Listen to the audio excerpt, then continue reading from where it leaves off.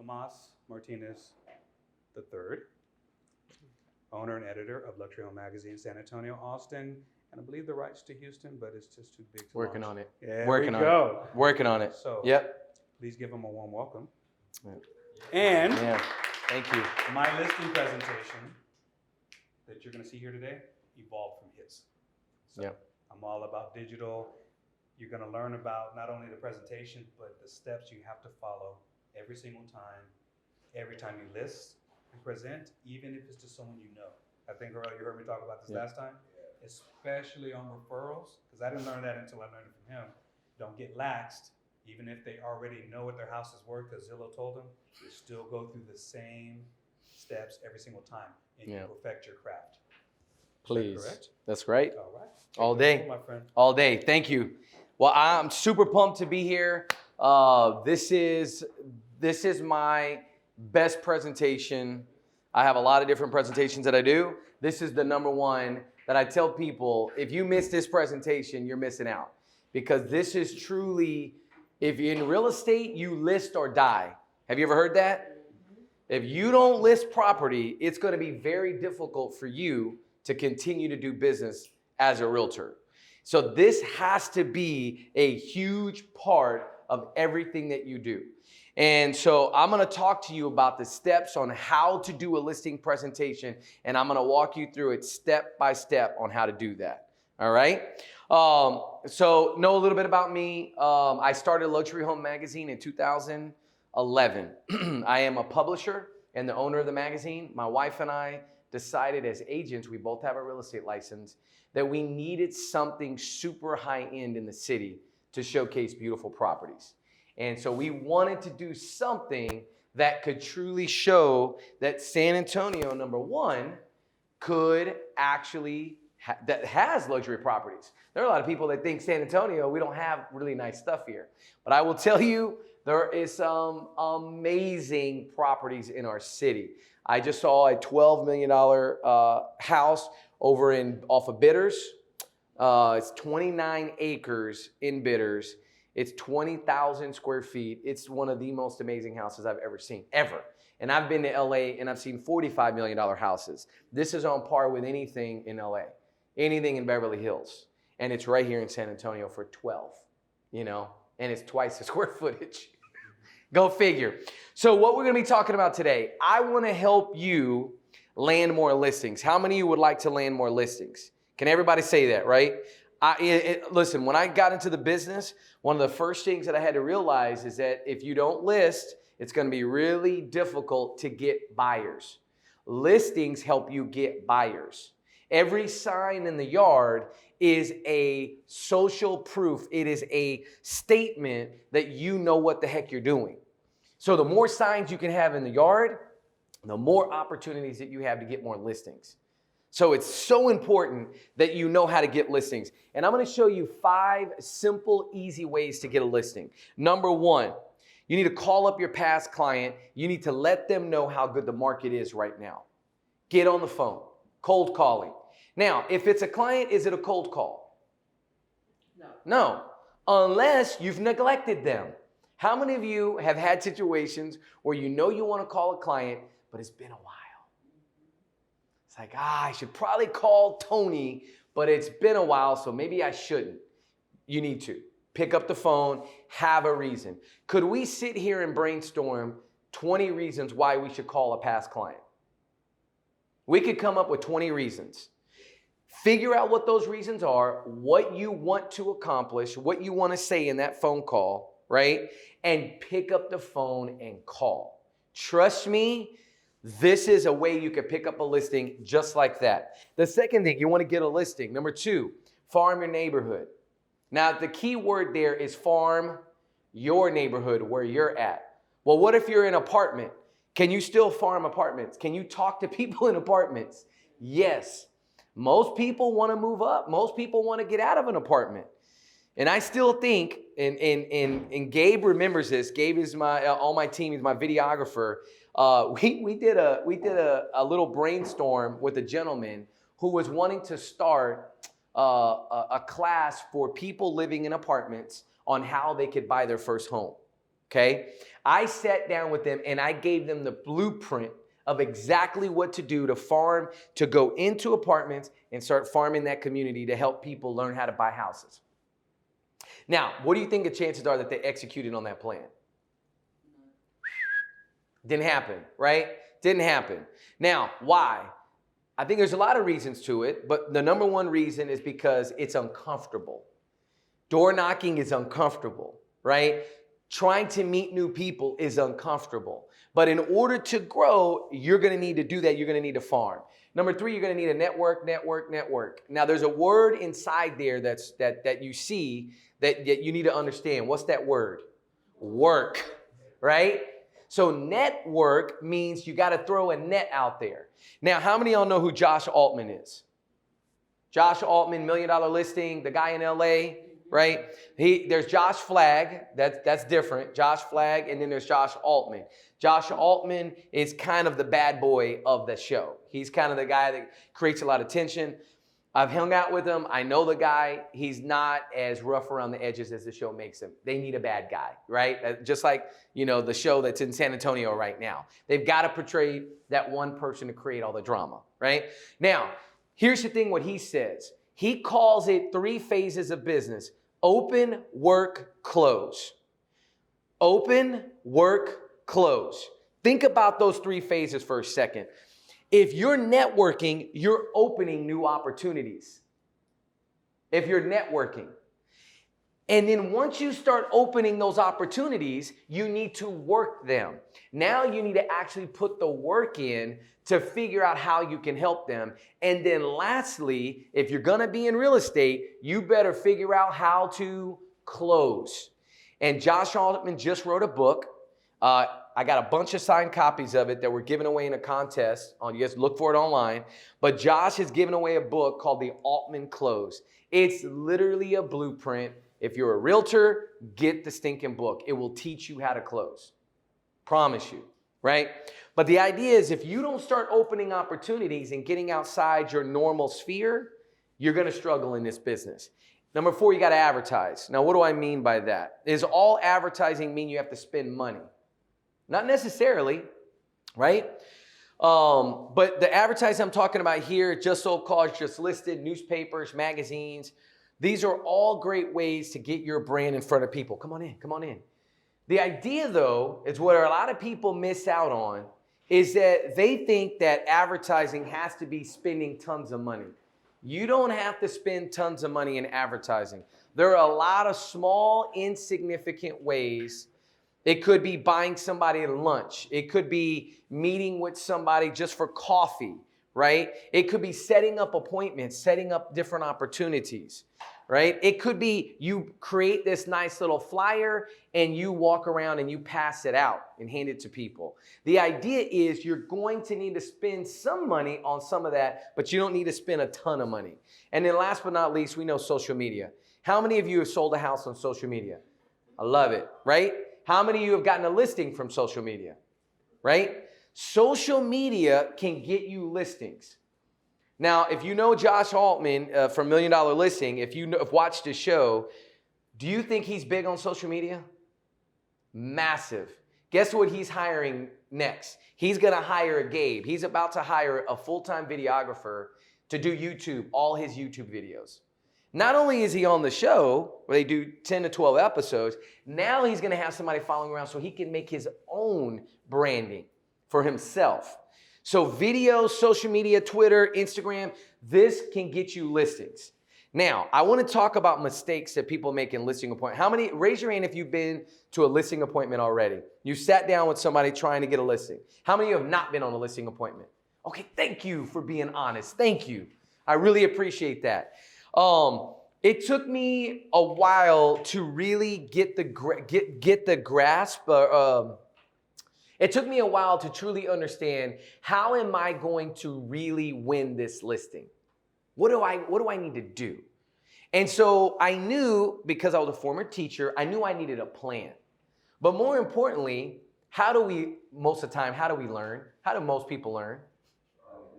Trial and error, right? So guess what? Tomas learned by trial and error. Are you ready? Number 1, I learned that if you don't spend enough time preparing for an appointment, you're probably going to lose. Preparation is absolute key. You better prepare. Now, what do I mean by preparing? What needs to be done before you walk in that house? Your research. What's the research? What are we talking about? This is big because some people haven't been on one. So what research are we talking about? Comps, CMA. What else? Say again? The neighborhood. Yes, thank you. Yeah, the CMA, right? We need to know CMA. We need to know what the other properties have sold for. We need as much research as possible. So when you walk in that room, you are the expert at that moment to help them sell their house. Now, if you don't show them you're the expert, guess what? You're not going to get the listing. They may like you, right? But you've got to show them. The only way to do that is you got to be prepared. So lesson number one for Tomas was I walked into some listing appointments and I was not prepared. And guess what they did? They chewed me up and spit me out. Be prepared. Number two, not listening to the customer's needs, right? What typically happens for a lot of agents is you start presenting to your clients, but you're not listening. Now, Josh talks about this all throughout his book, The Altman Close.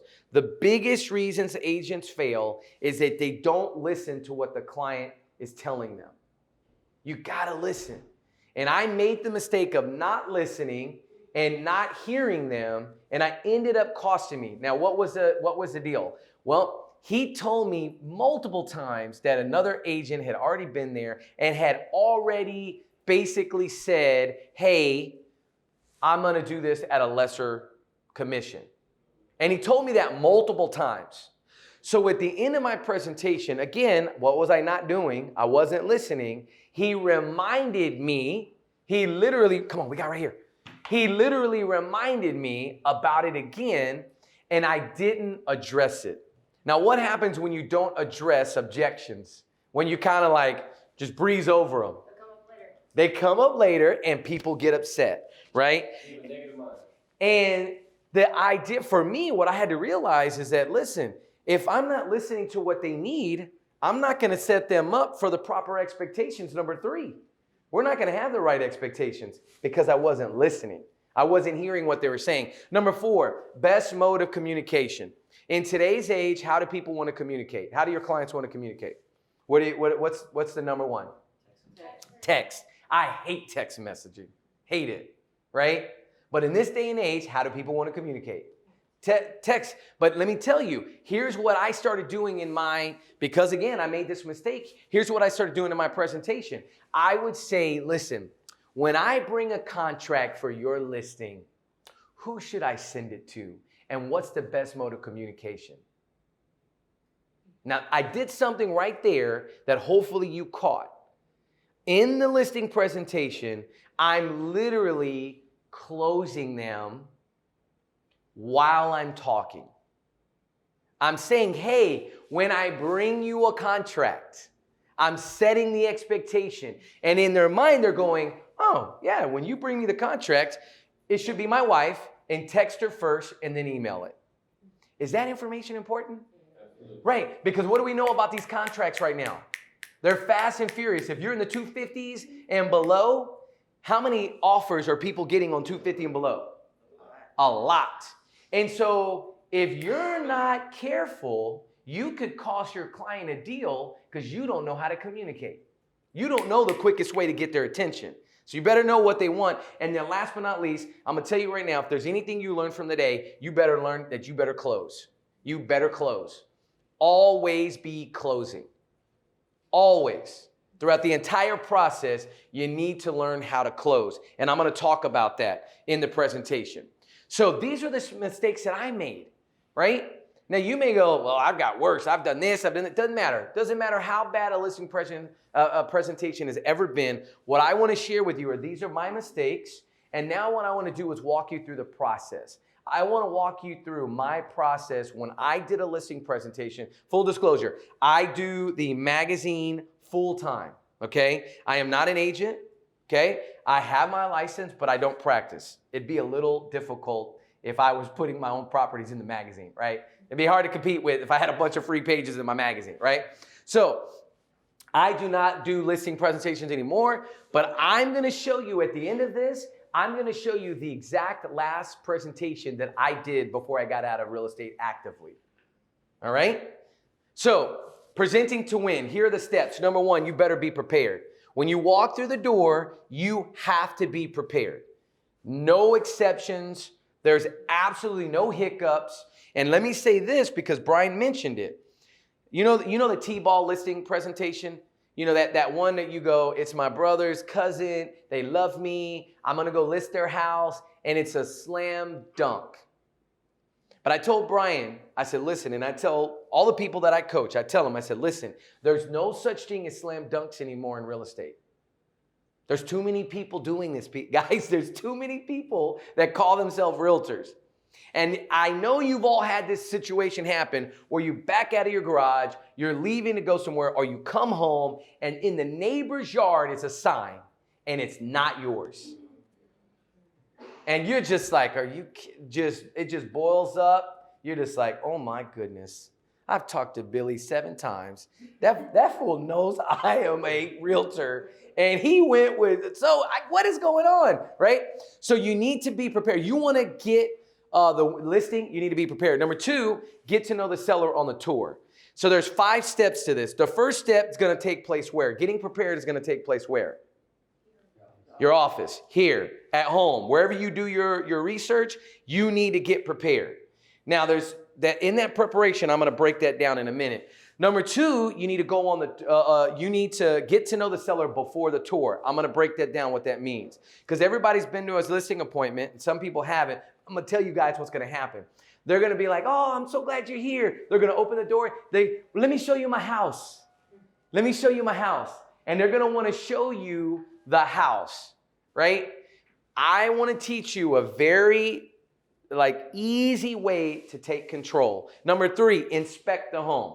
That's the tour you're inspecting. In their minds, we're taking the tour. And this is really critical differentiation. You're inspecting. And I'll break that down. Number 4, that's the keynote presentation. This is where we're going to talk about money. This is where you're going to sit them back down and say, hey, this is what your house is worth. This is what I think you're going to get. And this is why I think we should price it. But there's some keys to that are really important. And then last but not least, you got to close. You got to get it signed. These are the 5 parts. It's this simple. If you do these 5 parts, you are going to put yourself in a position to win the listing.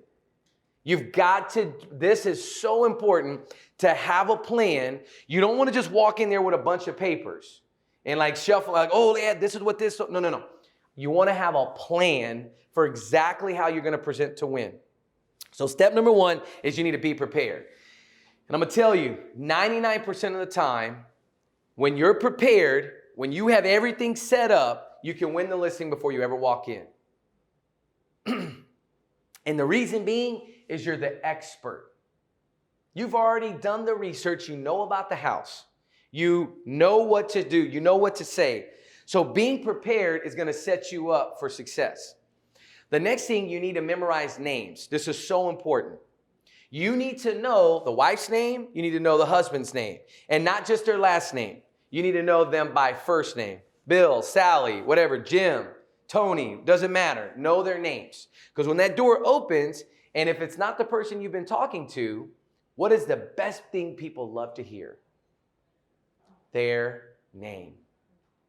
Oh, Sally, it's great to see you. Man, I'm so glad to meet you. People love hearing their names, and before you get there, you better know. Now, do you need to know the kids' names? Yeah. Sure, right? Maybe you stalk them on Facebook. That might work, right? But don't get so far to know pets' names. Don't go that far, right? Don't get too creepy. Don't get too creepy, right? But you need to memorize names of the most important people, and that's the people you're going to be dealing with. And then you need to know the area. You need to know the area because I'm going to tell you what's going to happen on your first listing appointment.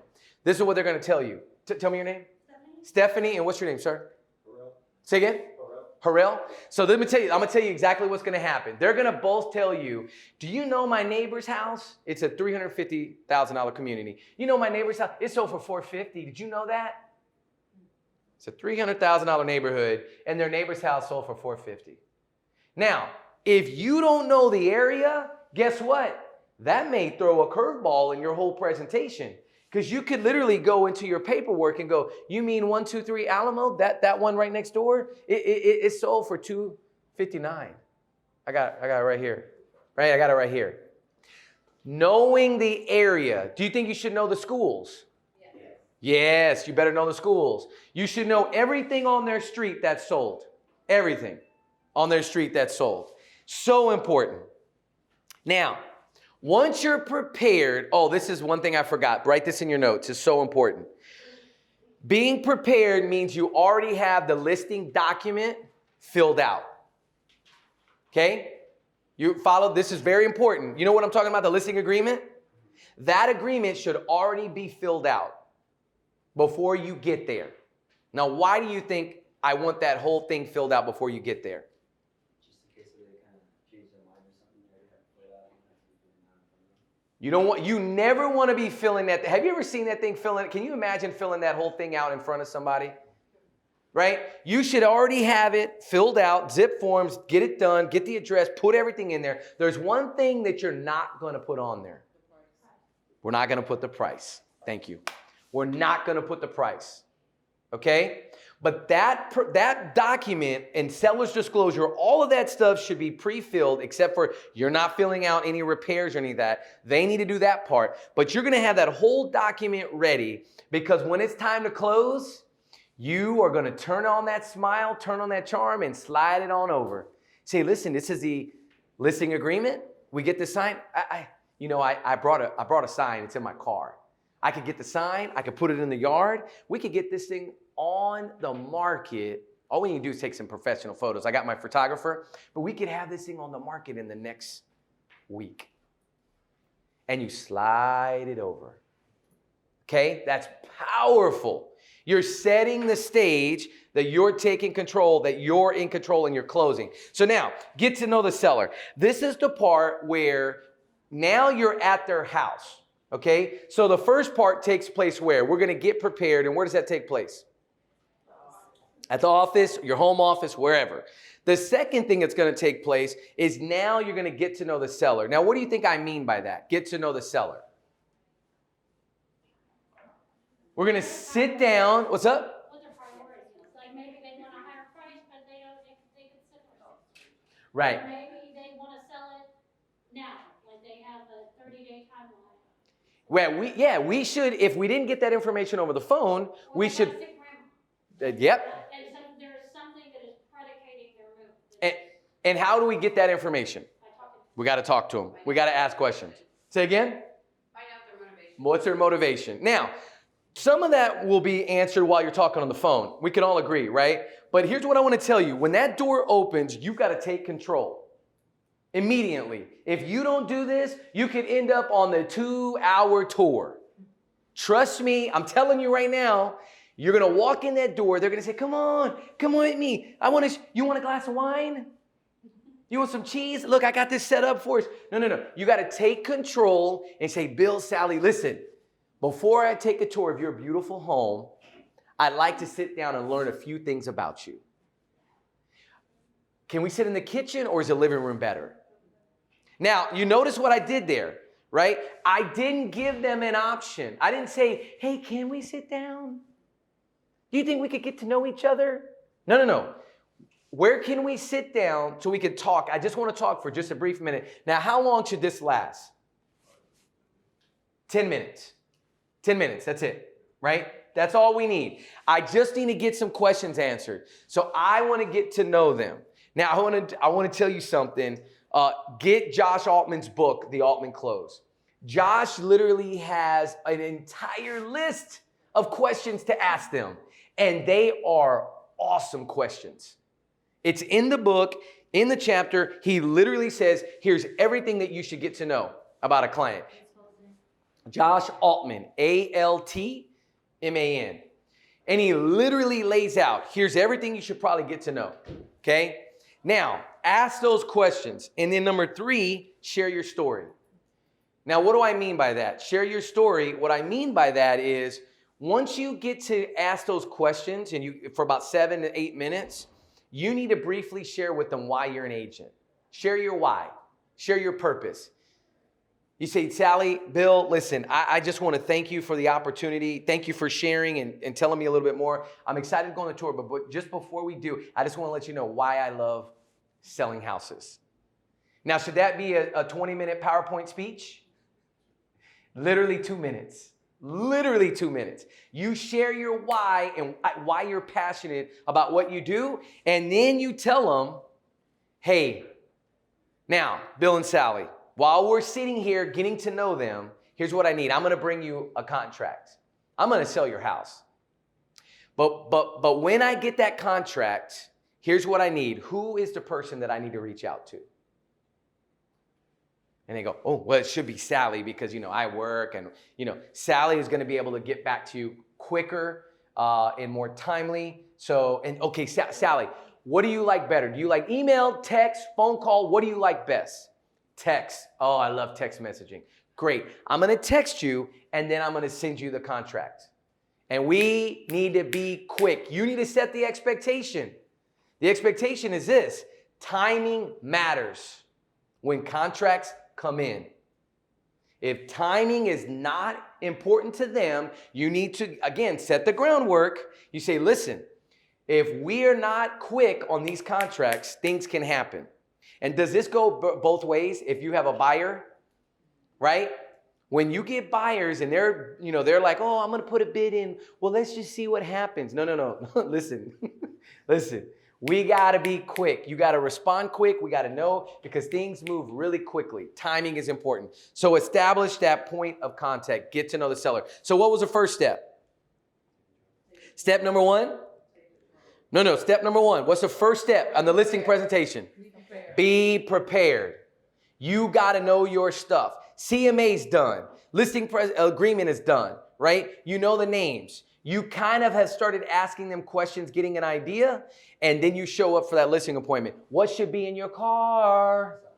Get that sign in the car. What else should be in your car?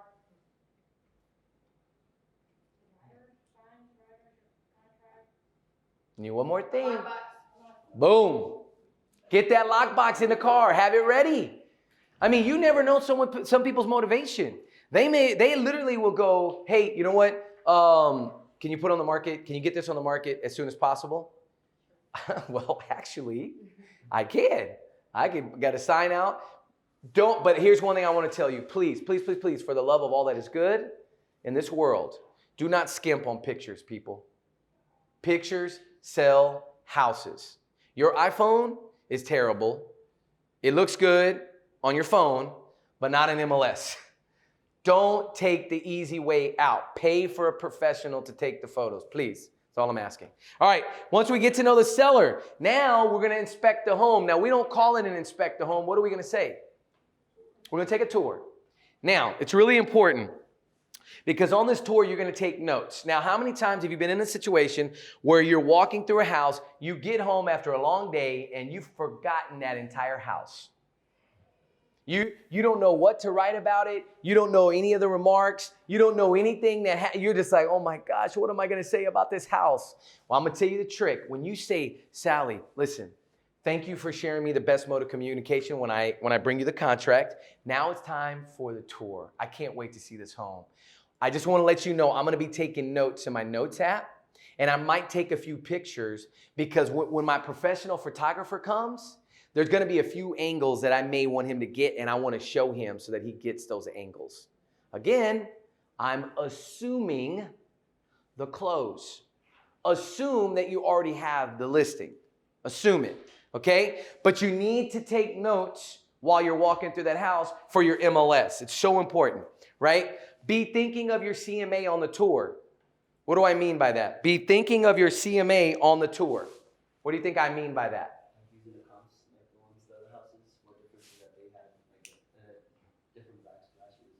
Yep. Like know what's in the neighborhood so that way when you walk in that house, you can go, oh, these are upgrades.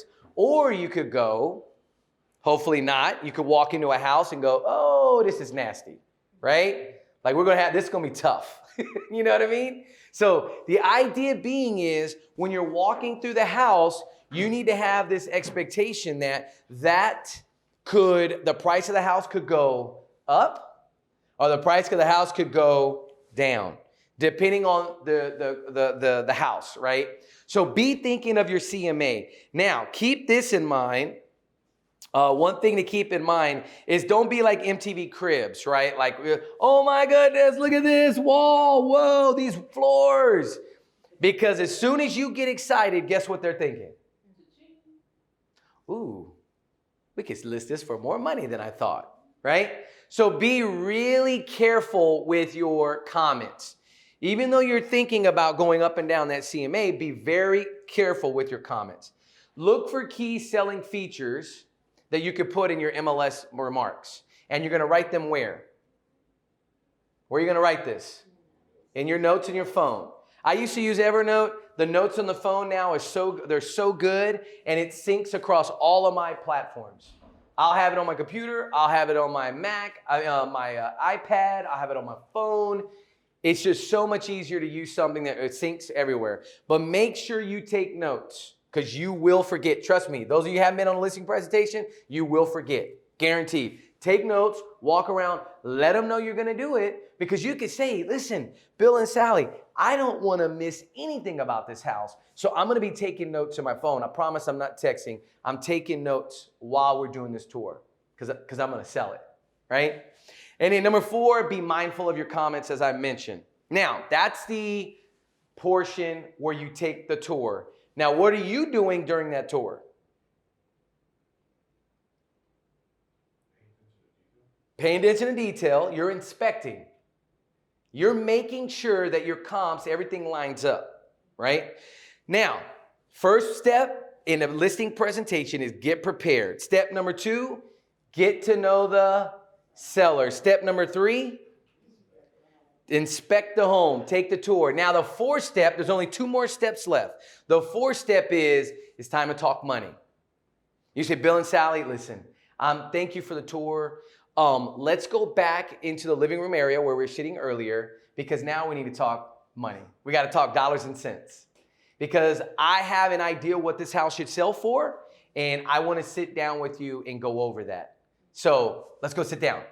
Now, are they going to be excited to talk talk numbers, right? Some of them will because now you're going to have this happen where you're going to walk into a listing appointment and they're going to go, okay, what's the house worth? They're going to want to know that right up front. And what do you need to do? Bill and Sally, you know what? We're going to cover that. But I really want to walk through, want to get to know you. Then we're going to take a little tour and then we're going to sit down because I want to make sure my number's right. So I want to walk the entire house to make sure that my number's right. Set the expectation. So now during your keynote presentation, this is where you can have an iPad, you can have a Mac, whatever you want. You're basically letting them know who you are and what you do. Sell yourself, sell your broker, and you're literally going to see my last presentation that I did. You need to do the CMA on the iPad, show them multiple photos. Whenever you have one photo on that piece of paper, I don't care how good that photo is, I don't care. They're going to look at that photo and go, oh, my house is better than that. Oh, my house is better than that. But if I have 3 photos gives me a pretty good overall idea on that house. So I want to make sure that I have CMA for the active listings and the sold listings, and I have 3 pictures for all of them on my iPad. Review homes currently on the market. All of this is going to be in the presentation. Number 4, we're going to review the pricing strategy. This is the numbers. We got to make sure they understand the numbers. And last but not least, write this down in bold, put a star by it, highlight it. Do not tell them a price until they tell you their price. I cannot stress this enough. You need to know, what do they think their house is worth? Now, there's a reason for that, and for time, I want to share this with you, so it's so important because I need to know: do I have crazy seller, or do I have realistic seller? Now, what's a crazy seller? Stupid number. right? It's super high. It's unreasonable. It's like, well, if this were in California, we're not, right? This is San Antonio. That's why Josh, when we were driving him around, showing him some of these areas, he was like scratching his head because I told him this house on Bitters, 29 acres, $13 million. And I said it's a 20,000 square foot home. And he's like, can't compute what? That didn't make any sense to him, right? And so the idea being is that we want to make sure that you don't tell them the price until they tell you. Because I know now, if they say a price that's a little bit more realistic, I now know I don't have crazy seller. Yes. I've got someone that's realistic.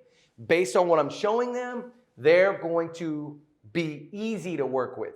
Crazy sellers are going to be hard to work with. But I can show you how you can kind of massage that a little bit because I had that happen with that listing that I'm going to show you here in a minute. So that's your keynote presentation. So that was step number 4. And last but not least is step number 5. We're already coming down to the landing. Step number 5 is get that listing agreement signed. Do we want to get it signed 3 weeks later? When do we want to get it signed?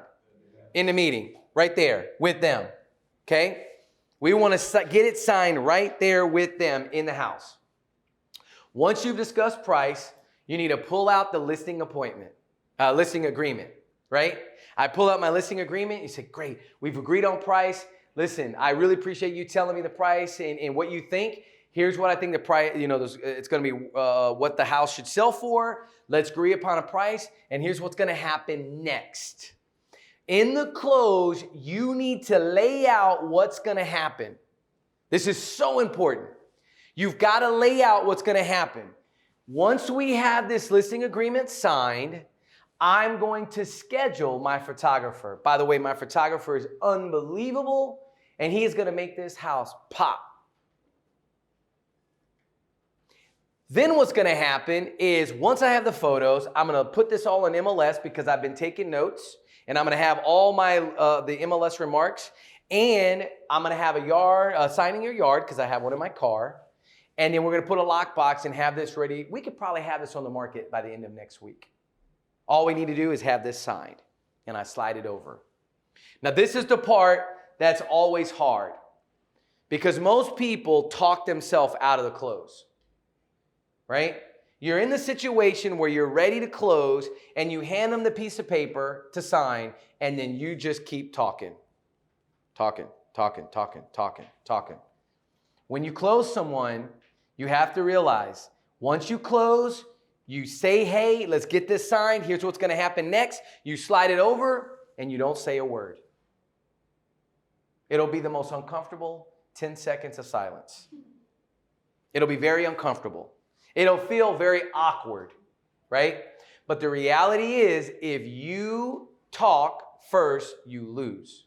Now, you may still get the listing, but the idea is get them to understand that you're in control and that you're going to close. Now, when you're closing them, doesn't that make that you're going to find out it helps them to understand that you're a professional at what you're doing, as opposed to someone just, well, hopefully we get a contract. Oh, no. You're closing them on the first day. They're going to say, man, they're going to negotiate for me when we close this deal on this house. And that's what you want to portray, right? You want to close. And then now here's the 4 parts of the presentation. So on your iPad, you're going to set up the 4 parts of your presentation, which is who you're with, your marketing, what you do when you market a house.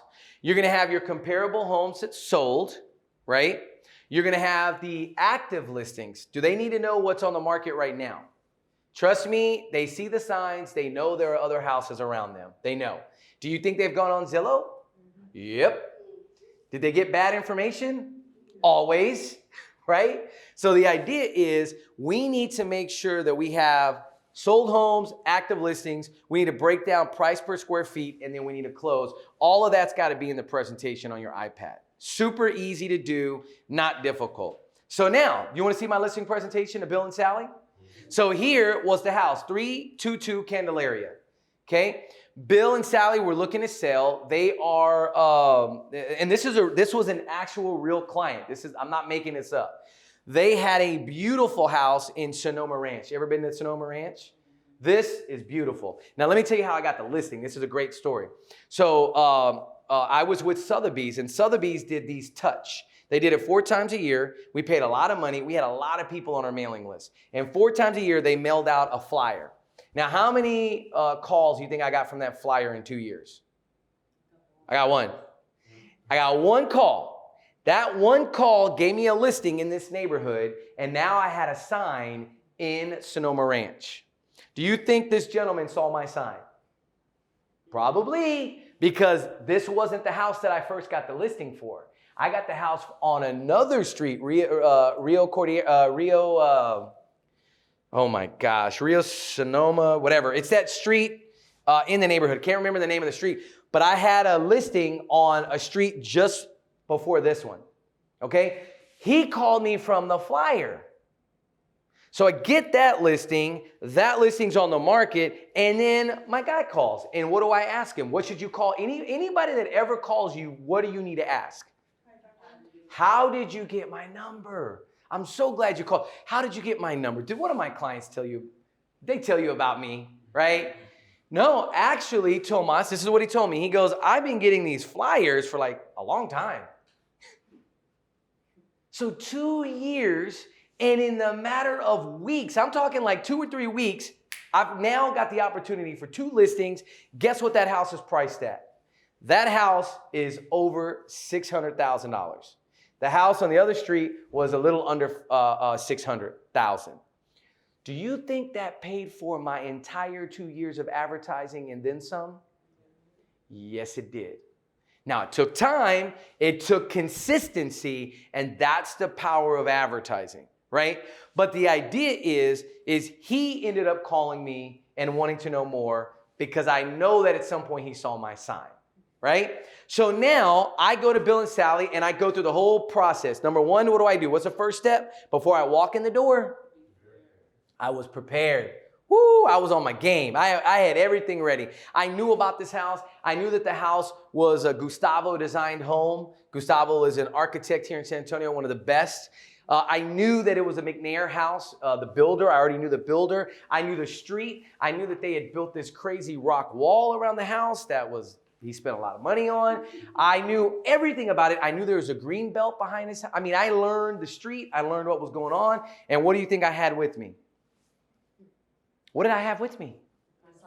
I had that listing agreement ready to go without what? I didn't have the price on it, but I had everything ready to go.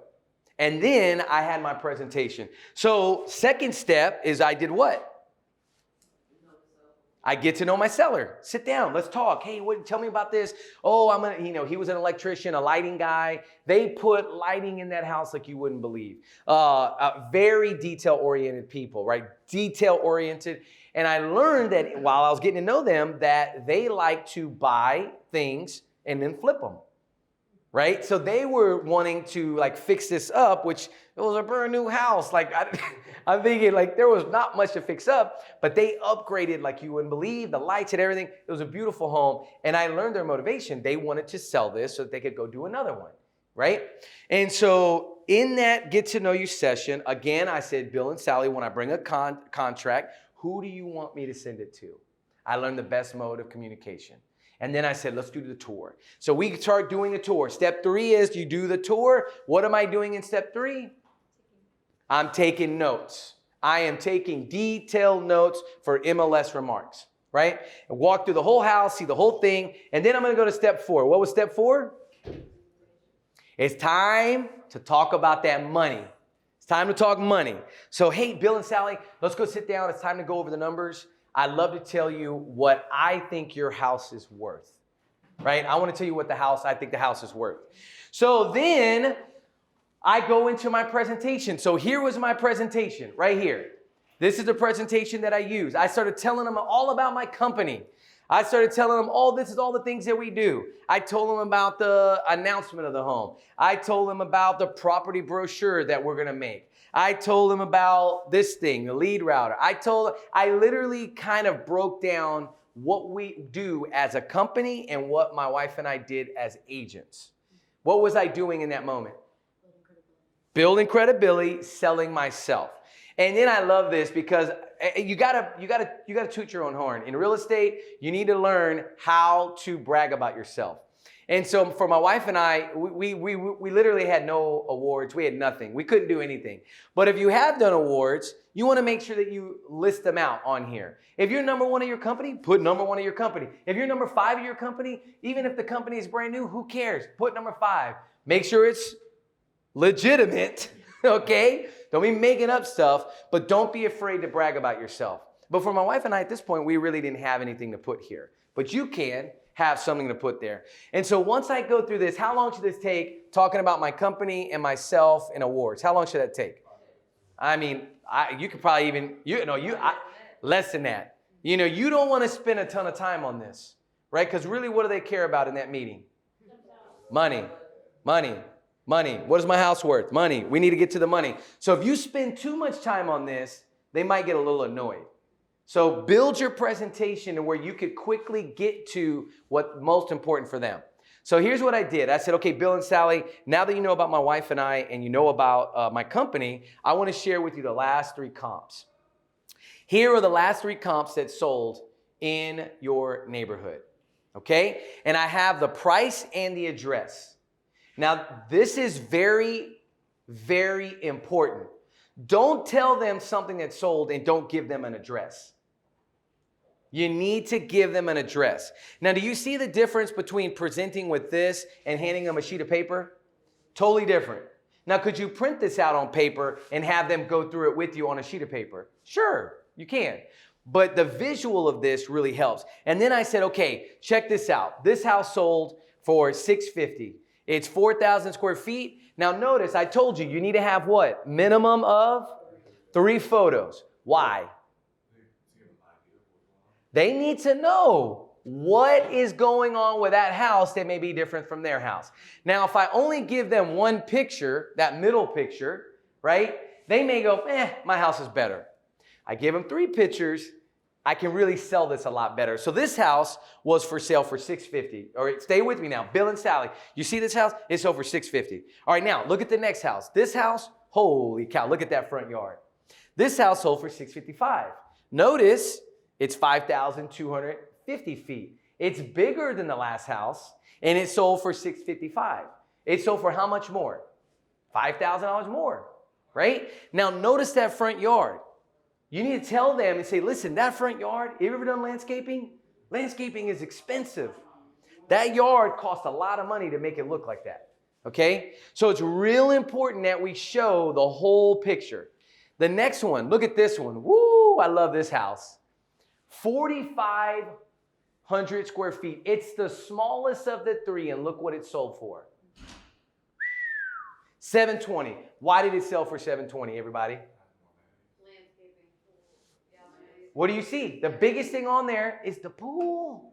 Look at that pool. Look at the custom stairs. Look at the little casita, that little patio area.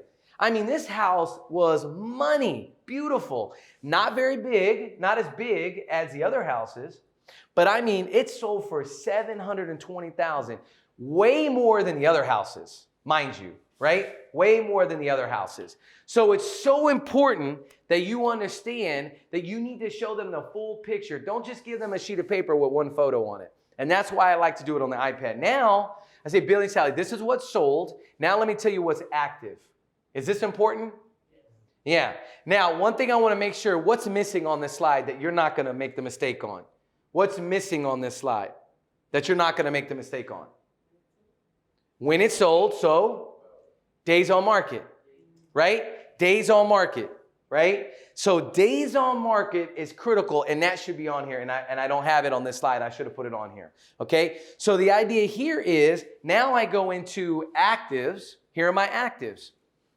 And say, hey, do you know this house? They're like, oh, yeah, I know that house. Notice, how many pictures do I have?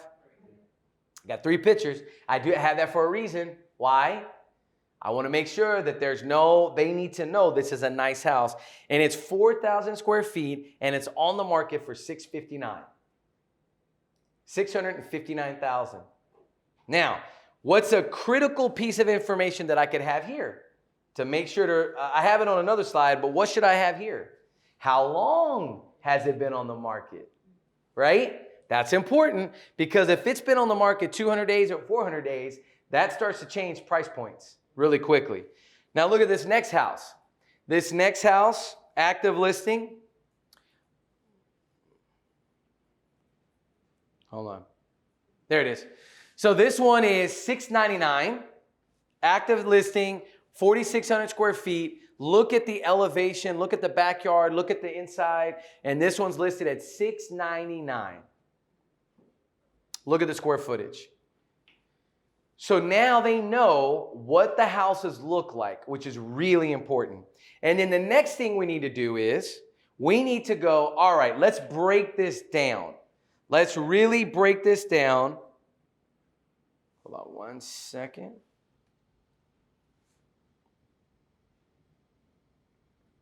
There we go. So we now need to go to the price per square feet. We need to really help them with this. So I get all the houses, lay them all out. I give them the average price. I put the closing date on there because now I want to help them with some what? What do I want to help them with?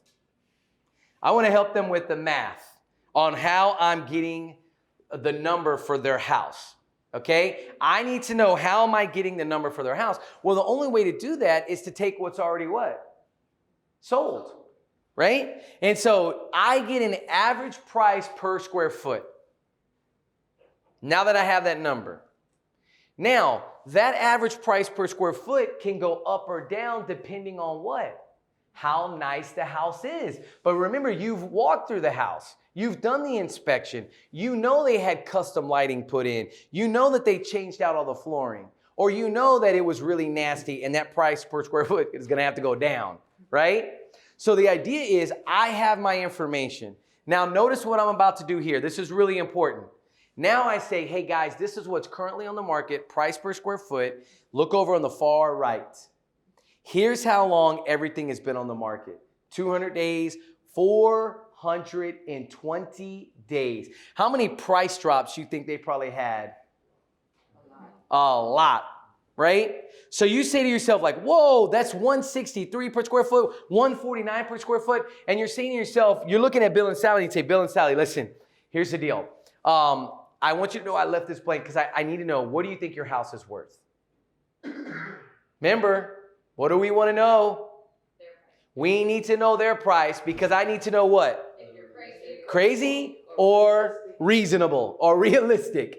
I need to know crazy, realistic, okay? So I don't want to show them a price. Bill, Bill and Sally, listen, we've gotten all the way to this point. Listen, your home is beautiful, and I'm excited. We're going to sell your house. I'm really excited to sell your house. But I need to know, what do you think your house is worth? Based on what we just saw. And he goes, well, you're the expert. You tell me.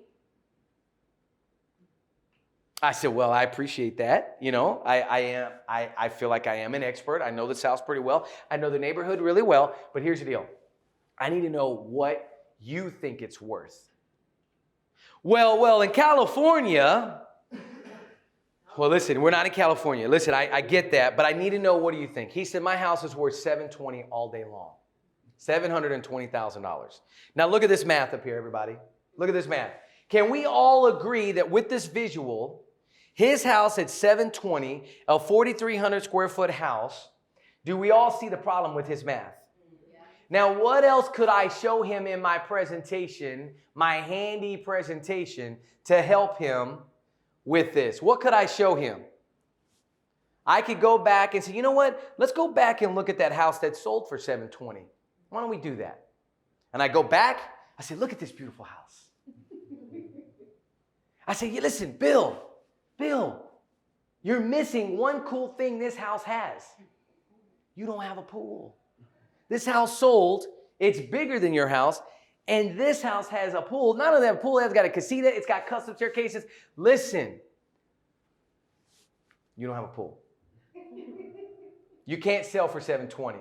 Can he argue with that? He can. They'll try, but again, I need to help him with visuals, not just my own argument. My own argument is not going to mean anything because people are emotional when it comes to their house. We got to get them out of the emotional state and get them into the realistic state. We got to get them to understand, listen, your house is not worth 720. But I appreciate you telling me that. Let me tell you what I think your house is worth. This is where it got real uncomfortable real quick. I said, listen, Bill, I think your house is going to be about 146 a square foot, and I think your house is going to sell for 630, 640. To which Bill and Sally looked at me and said, there's no way. You're crazy. And I said, listen, Bill, let me remind you. I want you to look up there at 335 Candelaria. That house has been on the market for 420 days. Do you have 420 days? Remember, guys, you have to use facts, not emotions. Do you want to be on the market for 420 days? Do you want to be on the market for 200 days? Then we need to price this house where the market is at. Now, I can't guarantee you're going to get 630, 640, but I feel like that's what the house is worth at this moment because it's the market that determines the house, not the homeowner, right? The market determines all these houses in this neighborhood based on square footage, based on this is what your house is worth. Bill said, well, Tomas, I don't think that's right. I don't agree with it. And I said, listen, Bill, I get it. But here's what you need to understand. Let's go back to what I said in the very beginning of this presentation. If you want to sell your house, I want to sell this house. I have the listing agreement with me. I tell you what I'm going to do. I'm going to give us a little cushion. I'm going to list it at about $659. Now, I don't think it'll sell at $659, but I'm going to give us a little cushion. It's going to price us in comparison with the other people, give us a little bit of a comparison. And I think we're going to be priced just right and to where we can at least get people to come in and look at your house. Because the last thing I want, if we overprice this house, guess what? No one's going to look. We've got to price it so we get people to look and see how awesome your house is. Because listen, Bill and Sally, you have an awesome house. And I said, so here's what I'm going to do. I'm going to write $659. Are we in agreement with that? Oh, yeah. What? That's fine, Tomas. I wrote it on the agreement. And I said, now here's what's going to happen next. You don't need to do anything to the house. Your house is perfect. I'm going to have the photographer in next week. I have an amazing photographer. He's going to shoot your house. We're going to have the photos by the end of the week next week. I've got a sign in my car and a lockbox. We can get this on the market, put the sign in, get you ready. All I need you to do is we got to fill this out to get started.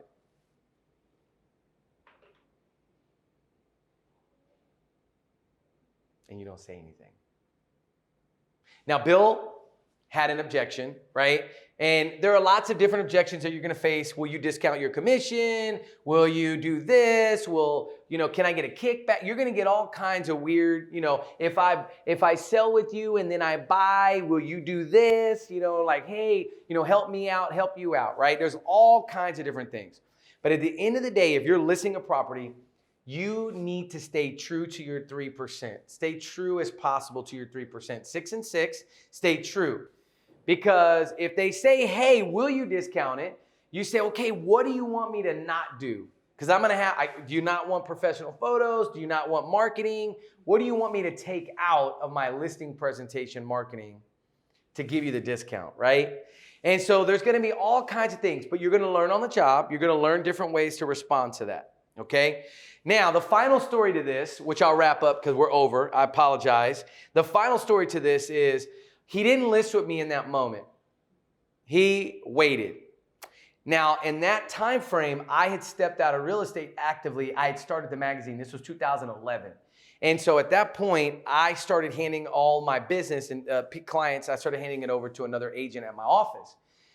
Well, he called back and we went and sat down and we did the presentation again, did the same thing, walked through the whole process. And he listed with this agent, look at the list price. The very top, $659, right? They listed it at $659, and look at what it sold for, $640. Now, lottery, the fact that it was that dead on, it's happened literally when I was listing and selling, it happened one time. This was it, where it was right on the mount, right? But the idea is this. If you go through these 5 steps, number 1, it is going to build confidence that you know what the heck you're doing. If you go in there without a plan, you are going to feel very awkward. But if you follow the 5 steps, you now are going to have this sense of, I know what the heck I'm doing because I'm following the 5 steps. Number 2, so that sense of confidence is going to help you do what the one thing most realtors won't, which is close. It's going to help you close because you now are empowered. You've got this feeling of like, I got this, right? But you got to follow the 5 steps. So help me list them out. You ready? Number 1, what's the first step? Be prepared. Be prepared. Step number 2. Get to know the seller. Get to know those sellers. Sit down with them. Talk with them. Find out their motivation. Number 3, what are you going to do next? Inspect the home. Inspect the home. We call it, for them, we call it the what? The tour. Step number 4. What's that again? Yeah, presentation. It's literally now I'm going to sit down and show you the money. Now, do you see why if you skip these steps, if you go to the house and you sit down with them and show them the numbers first, do you see how this is going to be counterintuitive for you? Right? If you show them the numbers first and then you do the tour, you may go, oh my God, this house is literally worthless. I mean, you may go on the tour and just be like, oh no, I messed up, right? So step number 4 is do the presentation. And then step number 5, what do you have to do?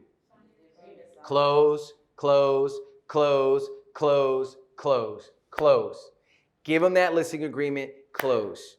It is so hard to get that paperwork filled out when you come back the second time. It's hard. It's always good to get it done right in that moment. Now, my wife had it down to a science where she could also do it to where she did everything through DocuSign. She had everything listed out, every single box, I was like, this is a nightmare. But she had it totally filled out to where she could send it to somebody like that and they could just do it all digitally. But what she did is she also had the listing presentation. We would have it in paper and we would have the digital option. Because you're going to have clients that are old that are going to want nothing to do with anything digital. And you're going to have young millennials that are going to say, yeah, get that. I don't want this. I'll do it right now. Give me the DocuSign. Send it to me. And you could have it prepared and send it to them right there and then on the spot and walk them through it. So, in closing, this is my favorite presentation. I love doing this presentation. If you would like to have the, I will give you this. The last part of this where it's the actual like listing with the active listings and I'm going to give you that, okay? It's only for iPad or Mac. Now I can send you also the PowerPoint. Who's a PowerPoint user? Boo. No, just kidding. But if you're a PowerPoint user, I'll send you the PowerPoint. You're going to have to make some adjustments, okay? You'll have to make some adjustments. All you need to do is this. Are you ready? Write this down. You ready? TM3 Impact. TM, the number 3, impact.com. Go to my site, fill it out, and it's going to be like for my newsletter. Just fill out the newsletter and then say in there, I want, TM3 Impact. It's my website. And by the way, I've got lots of classes on there. I've got a podcast on there that you can subscribe to. Josh is going to be, we just recorded Josh's podcast on Tuesday. That'll be coming out. So if you subscribe, you'll be one of the first people to get that podcast when it comes out. But I have video, I have training, I've got all kinds of cool stuff on there. But sign up for the newsletter and I will send you that presentation. Fair enough? Fair. Okay. Guys, thank you for your time. I really appreciate the opportunity to be here. I have to run because I have an appointment at 1:30. I usually like to stay and I apologize, but tell Brian that you want me to come back and I'll teach another class and then we can do more Q&A. Okay? Thank you.